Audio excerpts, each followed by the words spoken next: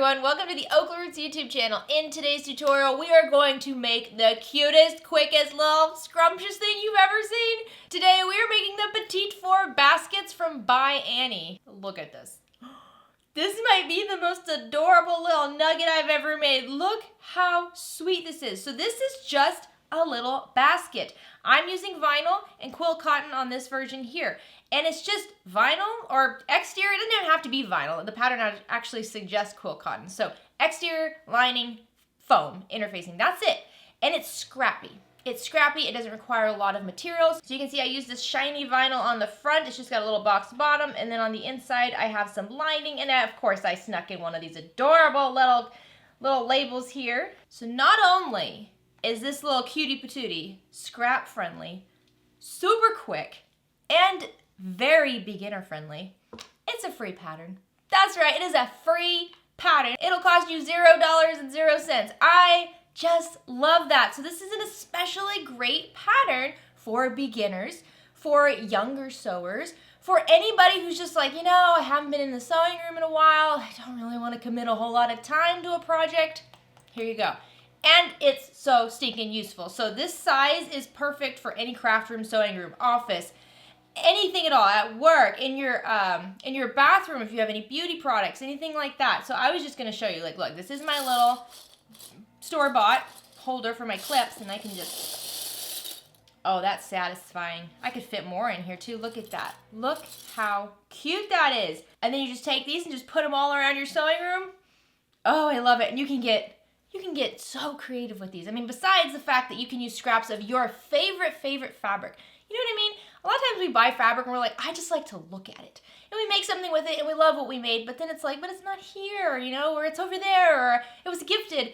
And I just want to look at that fabric. This is the perfect project to use those scraps, and then you can just look at it in your sewing room and just be like, man, I love that fabric. I love that vinyl. So the pattern does recommend quilt weight cotton for the exterior and quilt weight cotton for the lining. Of course, we're going to change that today. Today, I'm actually going to make 2 during the tutorial because I cut 2 out, and I just really want 3 of these in my sewing room. So I'm going to make 2 today. One is going to have a cork exterior, and the other is going to have a vinyl exterior. They're both going to have waterproof canvas as their lining, and I'm using foam for both. You don't have to use foam. I would suggest you give it a try with Decoville Light. That could, you know what, maybe we'll make one with Decoville Light and one with foam. Let's try that, okay? So thank you as always to By Annie for allowing me to use your patterns in my tutorials. I absolutely love By Annie. Not only do they have, the most creative and adorable patterns, they also sell everything. Like everything. So make sure you go check out their website. You can also find By Annie products in pretty much any quilt shop. So if you're really interested in trying something out, you want to kind of give it a taste right away, go check out your local quilt shops. You can actually just type into the Google local quilt shops near me. I highly suggest you do that. Go support some local quilt shops. See what kind of items they have. Like I said, many, if not most, will have By Annie products, patterns, tools, all kinds of cool stuff. So go check them out over there. If you're new to the OklaRoots YouTube channel, please consider clicking subscribe down below. If at any point you like this video, please give it a like. Any questions, comments, shout-outs, anything at all, leave them down in the comment section. Timestamps, maybe. I think this is going to be a very, very quick tutorial. Like I said, I'm just going to go quickly cut out a piece of Decoville Light so we can kind of see what the difference is between the Decoville Light and the foam. I think the foam is actually fantastic, but I know a lot of you guys will wonder, could I use Decoville Light? Let's give it a try. All right, guys, let's get started. Okay, so as you can see, there's very little material required for this pattern. I love that. First, you're going to need your exterior. This can be anything, cork, canvas, quilt cotton, vinyl, anything at all. The pattern actually does not explicitly suggest using any sort of woven interfacing. If I were using a quilt cotton, especially for the exterior, I would apply some woven interfacing to it, like SewFuse. I'll have a link down below. But you can honestly use anything. You could use vinyl, you could use water, anything for the exterior. This is such a fun pattern. So as you can see, I have 2 cuts here. You don't need 2 cuts. I'm making 2 holders today. So I have a cut of vinyl I'm going to try, and I have a cut of cork for my 2 separate little boxes. Next up for the lining, I'm using waterproof canvas, and I'm going to use this for both of them. I did use quilt cotton on this version, and I love it. I think it's very, very cute. The only thing is the quilt cotton is not interfaced, and when we turn everything out through a hole in the lining, it frayed something wicked. So you could add woven interfacing to your quilt cotton. Or you could try another material. Now this is waterproof canvas, but this is more of a medium weight. It's not the OtterTex waterproof canvas that's really stiff and heavy duty, but it's also not that really lightweight waterproof canvas we've been using recently, because that one does tend to fray. And just from this example here, that hole that we push it through is very small. So I'm gonna be using this more medium weight waterproof canvas. And then I'm gonna have two different options for my boxes today. One is using foam. I really like foam. This obviously is from Bernina. It's the soft and stable. And then I have a piece of Decoville Light as well, and I'll give that one a try. I'm gonna use the Decoville Light with the cork and the foam with the vinyl. I think that's the combo I'm gonna go with today. Very basic tools today. My thread I'm using is a Tex Weight 35. Use whatever thread you're comfortable with. You do not have to be particular with this project. For the bobbin, I have a Gutermann thread. The needles I'm using are Microtex 8012. Again, this right here is just because that's my standard go-to. So honestly, whatever you're comfortable with. If you're a quilter and you're gonna be using quilt weight cotton for all of this, and you always use a very certain type of thread and a very certain type of needle for those quilt projects, that's gonna be fine for this pattern today too. The Bernina stiletto is always extremely helpful, so I'll be using that. I have two marking tools, one to mark on vinyl and an air erasing marking tool. These are just like my go-tos. I also have a little seam ripper stiletto combo here, and then some scissors. We are gonna be kind of cutting and prepping and trimming before we get to sewing. You'll see, it's very cool. All right, so the first thing you need to do is prepare your exterior. Now, since I have two different types of things I'm doing here, I have two different ways to do this. So for the Decoville Light, I cut my Decoville Light to the same measurements as my exterior cut, and all I'm gonna do is just fuse it onto the back of my exterior. It's all the same size. I'm just gonna fuse it in place. For the foam, you actually want to cut your foam bigger than your exterior piece, and all these cuts measurements are in the pattern, so you have everything you need right there. You actually want your foam bigger so you can put your exterior piece on top of it, and then we're going to baste along all four edges of your exterior piece at 1/8 of an inch seam allowance to hold the vinyl in place. Now, foam has a tendency to shrink, okay? It gets smaller, it can get bigger, especially if you're gonna quilt this. I mean, quilting this would be beautiful, but if you are gonna quilt this, you even need to cut your material bigger, because once you start quilting through the foam, it all gets smaller, and you really wanna make sure that in the end, this exterior piece is the size it recommends in the pattern. So when fusing onto cork, vinyl, anything like that, I always fuse from the back of the material. So I have the shiny side of my Decoville Light, that's the glue side. I have that down against the back of the cork. And then I also cover it with a scrap piece of fabric. And I use high heat and steam to fuse on interfacing like this. So you can see I'm only fusing where I have the quilt cotton. My iron doesn't like to touch the back of Decoville Light, so I just decide, you know what, you get your way, you don't have to touch it. So then I'll just take my scrap material and move it down and fuse the bottom side. All right, so that piece is done. And now I'm gonna go take this to the sewing machine once again, 1/8 of an inch seam allowance. Go nice and slow. If you're worried about this shifting, which it can, especially if you're using a lighter weight material. Let's do this. If you're using like a quilt weight cotton or a cotton canvas, even a cotton lycra, you can grab some pins, just regular metal pins, and pin all over the center of this to hold it in place really well, because the lighter weight the material, the more likely it is that it will start kind of bubbling up as you're sewing, and then it's not gonna be a square anymore, it's gonna be wonky. Or you can use some of my favorite stuff. This is 505 basting spray, and I'm just gonna take this and spray the back of my vinyl and then just stick this onto my foam. This will not hold it forever, so don't trust it to hold it for a week and then come back.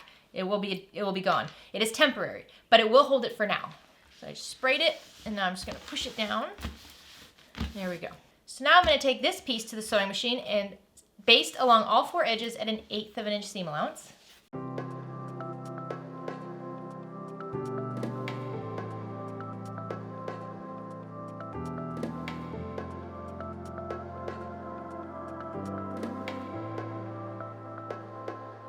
Okay, once you have that basted on, re-measure your rectangle right here, and if this vinyl kind of shrunk or your exterior shrunk a little bit, that's okay. You just want to make sure you cut off the excess and it's the exact size the pattern says. So actually, since I have this piece of cork here, I'm just going to lay it over it and make sure it's the same size as my vinyl. It is, so what I can do is I can just trim down the excess foam off the edge of the vinyl. However, if it shrunk a little bit, you do want to trim the foam to be the exterior size. So if you have a little bit of foam peeking on the edges, that's okay.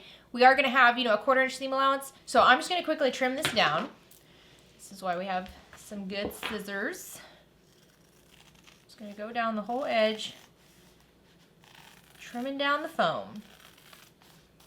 And like I said, just make sure you check first that this is the right size. If it's shrunk, you're gonna wanna use a ruler and a rotary cutter to get the exact right rectangle size. Okay, so now we're gonna do some marking. And where you mark these lines, if you do it on the front side or the back side of your exterior panels, is gonna depend on if you're okay with the bobbin thread showing on the exterior. We're gonna be marking some lines and doing some stitching to help this all curve the way we want it to, but that stitching will be seen on the exterior in the end. So if you're okay with your bobbin thread showing on the exterior, then mark your lines on the wrong side. That's always my preferred method, is to mark on the wrong side, because if I mark incorrectly, it's okay. But if you really want your top thread to be shown on the exterior, then you're gonna wanna mark your lines on the exterior of your material. So that's what I'm gonna do. So I'm gonna start with the vinyl. And for the vinyl, I can use a vinyl marking tool. This is a leather marking tool. I absolutely love these. If you don't have one in your sewing room, go grab one. I'll have a link. These are great for vinyl and leather because you can mark on it and then just wipe it off. You can just, I mean, if it doesn't come off right away, get a wet paper towel and just wipe it off. Easy peasy. But what we're gonna do is we're gonna mark lines that run parallel to each of these 4 edges. We're gonna mark down 2.5 inches on each side and mark a parallel line all the way around. All right, so I marked on the exterior of both of my panels here. I used an air erasing marker for the cork and I used a vinyl marker for the vinyl. Now we're gonna go to the sewing machine and we're gonna stitch along these marked lines. I'm gonna stitch at a top stitching length, which for me is usually a 3.5 millimeter length. We're just gonna stitch all the way down all 4 of these marked lines.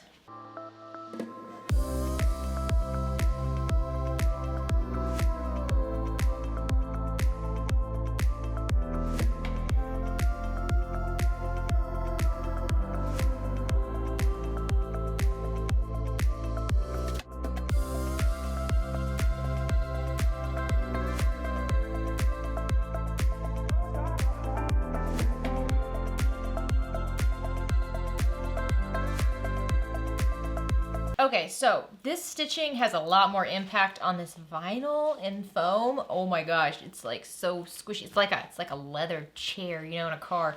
It doesn't really have that much impact on the cork because we use the Decoville Light, but let's see if it has any impact in the end. So now we're gonna flip these both to the wrong side, and you're gonna wanna work on these shorter edges. So that's these. These are not squares. So on the shorter edges, that's the edges we're working on.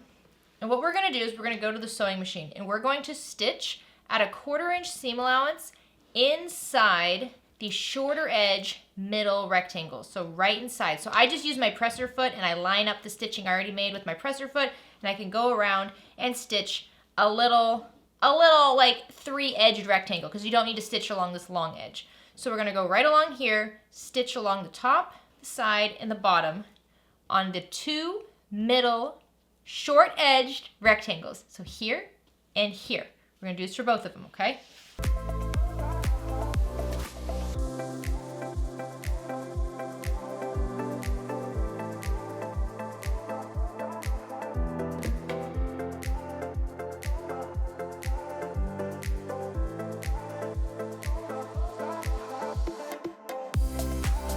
Okay, so now you have these little rectangles stitched in there. And now we're gonna cut just towards the middle, so towards the inside, not towards the other stitching, of those stitch lines. If you want to cut a 1/4 inch away, you can. I cut more like 1/8 of an inch away, so I'm just going to go along both edges here. Doesn't have to be perfect, just right inside that stitching line. And we're cutting those little rectangles out. So do this for both sides, and like I said, I'm making 2 baskets, so I'm going to do it for both of them. Okay, so this is what you should have now, these little H shapes. So now what we're gonna do is we're gonna take the exterior and fold it right sides together, and we're gonna get those long edges together just like that. And I like to use those stitch marks as guideline placements. Let me get my new little bin over here. Grab some clips and clip these together. And just so you know, we're gonna be sewing along these short bits right here. So clip where you need to so that you have easy access to that.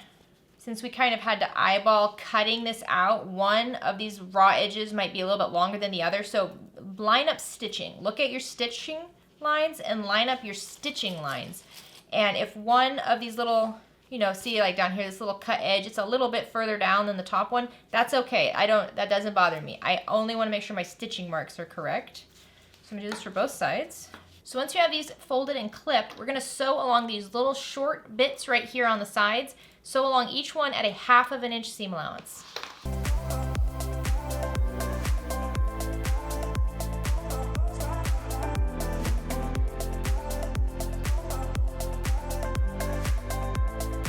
So once you have that sewn, if you have an iron, you can use an iron to press these seams open.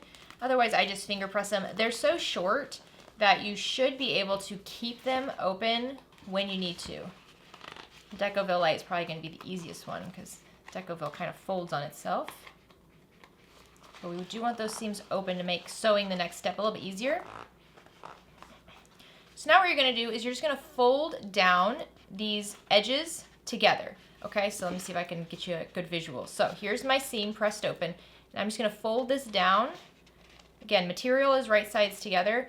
You can go ahead and mark a midpoint here if it's easier for you. This is such a small opening that you can get away with eyeballing it, but let's just so you see, you can mark by folding it just like this, mark that midpoint. And then when we box the corner, we're gonna bring this seam right here with the seam open to meet that midpoint mark. And then grab some clips, clip this together, and then clip out towards the edges. There we go. And that's how we get those really cute boxed bottoms. So let's repeat this with the other side. I'll just walk you through it again. Open up that seam, push it together. If you're just kind of like, oh, it's not right, mark the midpoint by folding it like this, back into its little L shape here, and then mark right on the middle. And that will help you get it just the way you want it. And then clip it right sides together.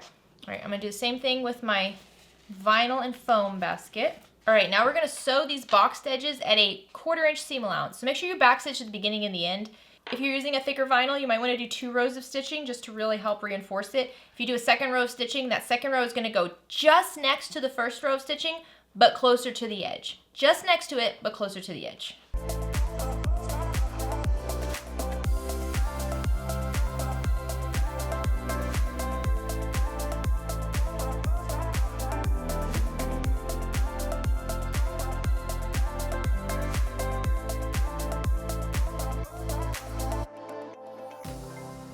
Once you have that sewn, you can flip this right side out. And if you want to trim down the seam just a little bit on those corners, you can, but you don't need to. Look how cute that is. It's our little bin. Look how adorable that is. Oh, I love this. All right, let's turn out the Decoville light one too. See how that one does. Oh, that's nice too. I mean, it's not quite as squishy, but it's still, I mean, this is kind of fancy, honestly. This is something you would see in like anthropology or so, you know? Ooh, I like that. All right, so you can put these 2 exterior pieces to the side. Now we're gonna work on the lining. The lining is pretty much the same, just a little bit quicker. Now just so you know, the lining pieces are squares. So we're gonna work on the wrong side of the lining, which is always tricky to figure out which side is the wrong side on this stuff. If you're using waterproof canvas, it has more of like a plasticky feel on the wrong side. So on the back side of our lining, we're gonna mark parallel lines once again, but they're not the same as the exterior. From the top and the bottom, whichever you decide is the top and the bottom, it doesn't matter. But from 2 of the edges, top and bottom, we're gonna mark down 3 1/4 inch. So 3 1/4 inch parallel from the top, 3 1/4 inch parallel from the bottom.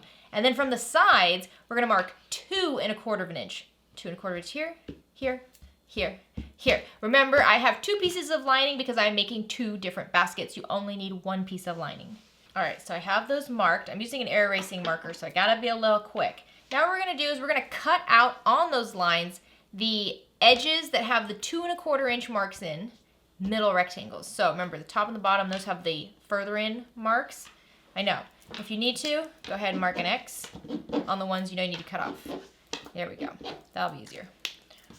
As long as it doesn't erase too fast. So I'm just going to cut right along the lines. Be careful not to cut too far. You want to just get your scissors right to that corner and then pivot and continue on the other side. All right, we have those done. Now, just like before, we're gonna take our material and we're gonna fold it right sides together. So right sides together, long edges meeting one another, and just clip these together. Now these little L-shaped boxes down here, those should match up a little bit better since we cut right on the line. And now we're gonna sew along these two short raw edges right here at a 1/2 inch seam allowance.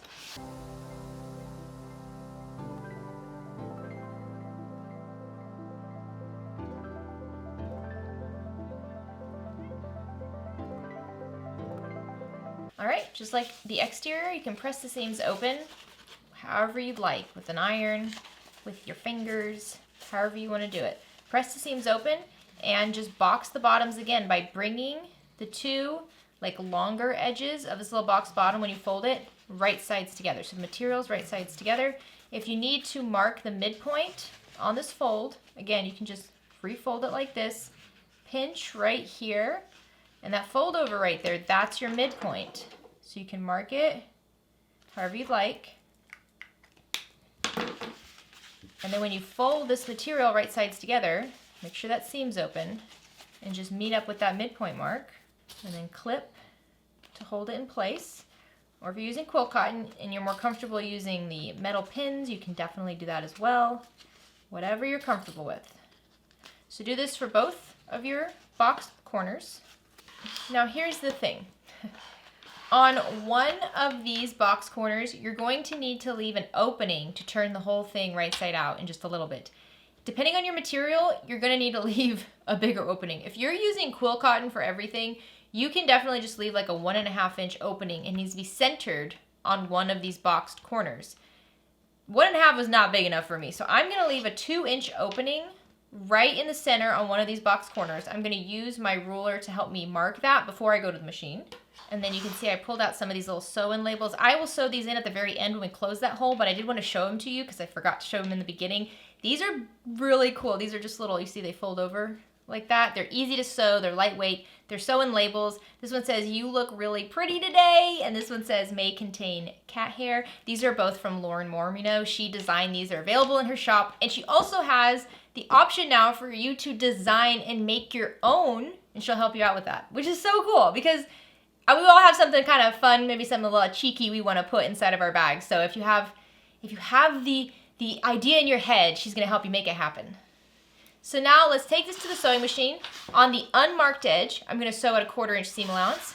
On the marked edge, I'm going to start at the end, 1/4 inch seam allowance till I get to the line, backstitch well, skip over the opening, other line, backstitch well, all the way to the edge. So just make sure you don't sew through your marked opening.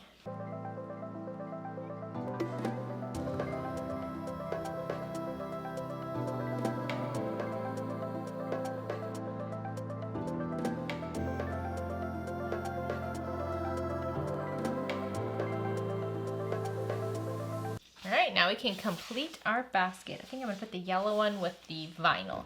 So take your lining should be wrong side out, and your exterior should be right side out. You're gonna just pop your exterior into your lining, just like that. And then make sure you have all seams open. If you're using material like me, where you kind of have to keep spreading them open, spread them open, and then clip the seams together, just like this. Now the side with the opening on the bottom is a little bit trickier. Just clip them together, make sure you're lining them up at the top edge. And then, once you have the middle seams clipped, go around and just make sure the top of the lining and the top of the exterior are matched up. Clip together to make it easier for you. All right, I'm gonna do this for my other basket as well.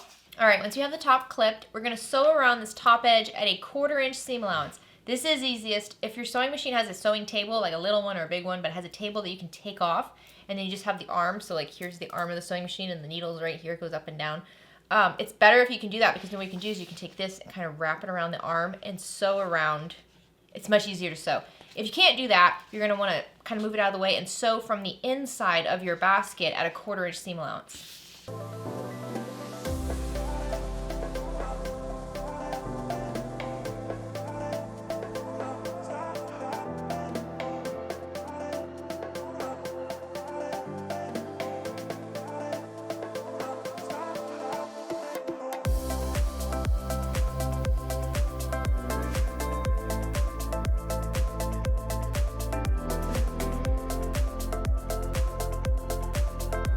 All right, now the hard part. You gotta turn it out through this teeny tiny hole. So this, my hand was hurting pretty bad when I was turning this one out. It's a very tiny hole. It's a very kind of structured stuff here, so you kind of want to mush it up. I know, especially if you're using a vinyl or anything, you're like, I don't want to get creases in it, but unfortunately you're just going to, because that's the name of the game. It's very hard to get it started. Oh my God, I gotta take a break. It's so hard to get it out. I think it's just the shape of the box, but for some reason it doesn't naturally want to just come out. You have to really work on it, like centimeter by centimeter. All right, one is almost done. Once you get to the halfway mark, it's a bit easier. Okay, there we go. Whew, my hands hurt. So once you have it turned out, you're going to want to just get it all situated. I know it's wrinkly. You can iron it. If it's cork or something like this, you just have to cover it up before you iron it. But get it all, poke out those corners, get it all lined up.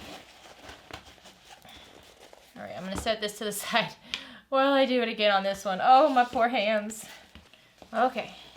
God, this mostly turned out. Ouch. My hands hurt so bad. I think if I was going to be making quite a few of these, I would find another option for where to put the hole to turn the bag out, because it's just too small, and the location of it just makes it very difficult to turn it out. So I would probably, I don't know where I would put it. Maybe on the side over here of the lining. I don't know. I would find another place, but it's done. Hallelujah. So now what we're going to do, it's funny because normally in bags what we would do is we actually want to fold the lining and the exterior so that the top edge is just nice and clean like that. But with this one, you actually want the lining to wrap around the top of the exterior. It gives it this really sweet binding look, and it is so much easier to top stitch this way.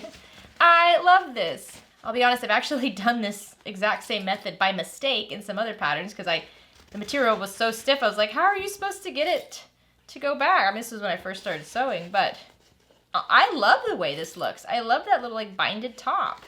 It's adorable. So what I'm doing is I'm just kind of tightening it up. So I'm just rolling it down a bit just so that binding looks nice and crisp. And then I am adding clips to hold it like that. Once you get to these seams over here, they are bulky, so just make sure that that is pressed open. The seams are still pressed open on the inside. There we go. And I close the hole last, so I'm not stitching up the hole just yet. I'll do this for the other one as well. All right, the next thing we're gonna do is we're gonna sew it down like this. But what we do is we do something called stitching in the ditch, which is really popular with quilters.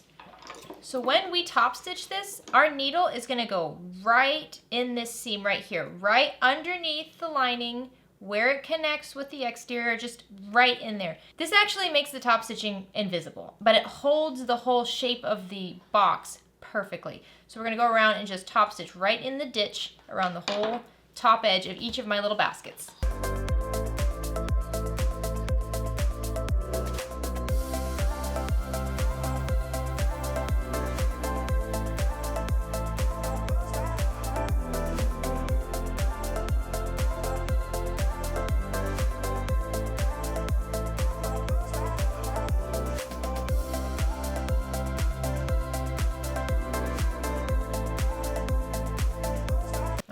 Little suckers are so stinking cute, aren't they? So my cork one needs a little bit of extra help. I'm gonna have to press this a little bit with an iron because the Decoville light got pretty crinkled. And now for the last bit, we just gotta close up the hole in the lining, a teeny tiny hole. Hopefully I can fit this in here. So I'm gonna use this "You Look Really Pretty Today" tag. So I'm just gonna straighten out this edge like that. Let's fold down those edges first. Make sure you open your seam. Keep this as neat as possible. I know it's a little tricky in here, huh? We got to think of another location for this opening.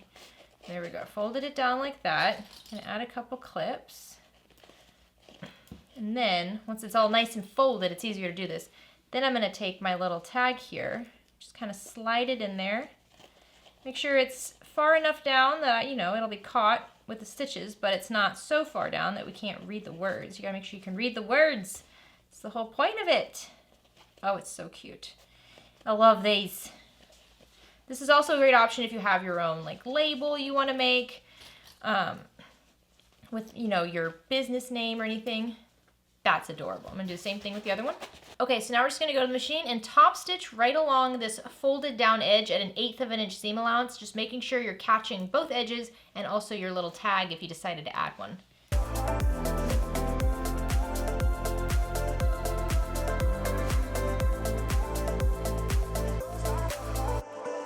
Alrighty, just tuck these back in there. So the foam one with the vinyl, perfect. Don't need to do anything to it. It looks amazing. Foam doesn't really wrinkle, you know, not like Decoville Light does. So the thing with the cork version is that it's a little bumpy, a little warped, and that has to do with the Decoville Light, not the cork. So what I'm gonna try to do is heat it up and smooth it out. So here's what I'm gonna do. I am going to put my hand inside of here. Be careful if you do this. I'm gonna cover my cork, and I'm gonna take my iron and just gently put it over the cork side. Now, I have enough layers in here, and I don't put my iron down for too long, so I don't feel any heat whatsoever on my fingers. But doing that is going to allow me to just heat up that Decoville Light and get it to flatten out into the shape I want it to be. So I'm gonna go around the whole little box here doing that. As always, just if you do something like this, be so careful that you don't slip your iron and burn your hand. All right, that's already looking a lot better. So I'm just gonna kind of pinch it at the corners again. That looks so cute. So what do you guys think? Isn't that cute? Oh, I love these. So here's the thing, foam, Decoville Light.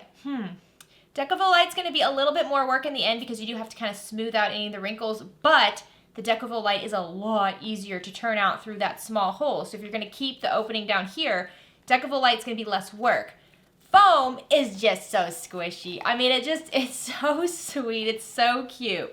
So I think it depends, it depends how much work you wanna put into it. It depends where you wanna put the work. I think the Decoville Light look is very professional, right? I don't know, if I was gonna sell them, I would sell either one of these. They're both amazing. But this would look really nice, you know, like on an office desk. This would look really nice in a bathroom to hold all kinds of cosmetics and toiletries. It's a very fancy, you know, it's a very fancy look that if you were out shopping in a nicer boutique, you would expect to see something like this. But I think the foam is the same way, honestly. I mean, the foam is really fun. I think the foam's really fun for kids. Like if you were gonna make a whole bunch of really cute little ones because kids, they all have the tiniest things, right? Once they get past the age where we don't have to worry about them choking on those things, then they seem to accumulate all the tiny things. Maybe it's because they were denied the tiny things when they were babies. I don't know. But they get all the tiny, tiny, tiny things, and then they want to hold on to them forever. So these are cute little baskets, so you can just put all their tiny bits in here, and now they're all organized and they look cute. Obviously, I have some opinions about the tiny toys in my house. But, of course, in the sewing room, in your craft room, these are perfect. These hold all of our little tiny things, but the things that we use a lot. You know what I mean? So I hope you love making these little petite four baskets as much as I do. I wish I had some little petit fours, those little tiny cakes. Wish I had some petit fours to put in here. I don't. I'll have to get some. Thank you again, by Annie, for allowing me to use your patterns on my channel. I love them. I especially love that they always kind of incorporate a little bit of quilting and a little bit of bag making. That's what I always say about by Annie. If you are a quilter looking to get into bag making, use a by Annie pattern. If you are a bag maker interested in getting into quilting, but you don't want to make the big quilt because this can take years, do a by Annie pattern. You're gonna get a little bit of both, a little taste of both. I don't know, it's a good way to get your feet into the water in either one of those endeavors. So I hope you're having a great day. Have a fantastic rest of your week. Get out there and make something. Bye, guys.